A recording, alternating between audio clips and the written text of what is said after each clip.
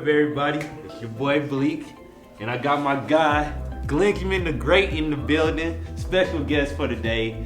Hey man, I had to invite you to be a part of this project that we're doing for the children. And let me ask you, what does art mean to you? Man, art.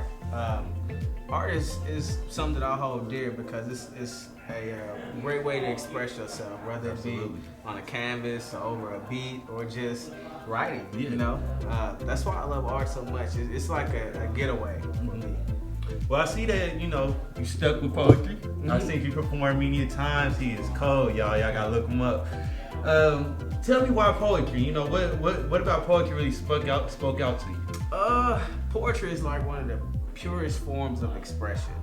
They was doing poetry way back in the gap. Yeah. And I like poetry because you're unchained. You can literally write and say it however you want to say it, and whatever emotion it is that you want to get out, just get it out. So for a student, a child, youth, anybody who may struggle with writing or coming up with a poem, do you have any tips or any suggestions or? I would say get yourself in a good space so you can create, and don't force it. Let it come to you. Whatever's on your mind at that moment, even if it was just food, write about that. Yeah. And that's how you get started. Cause then once you get into the habit of doing that, then things flow, especially when you're in the creative spirit. I totally agree. No, I totally agree, man. That's one thing about writing for myself. Like, if I feel like I'm forcing it, I'll just take a break, come back to it a few days later, and then next thing you know, you got a bunch of things in the back of your mind that just spilling out. So I can definitely agree with that. Yep. Because even when you're forcing it to you, it can sound good to everybody else, but to you, it still just don't feel the same. It doesn't have that genuinicity, if that's a word. And you gotta sell it to yourself too, as well. You gotta sell it to yourself. Now let's tune in to this dope video by my guy, Glenjamin Tha Great. Let's do it. They asked, who am I? I'm the manifestation when opportunity and patience meets preparation. I'm that moment that your heart was racing and your brain started processing the situation and your body decided to take action. I'm that verb. I'm that verb that became the subject of your conversation. When they spoke of growth in this nation, they wrote articles of me and sentences in paragraph 3 that talked about how I changed the trajectory of the future while making history. I'm that promise.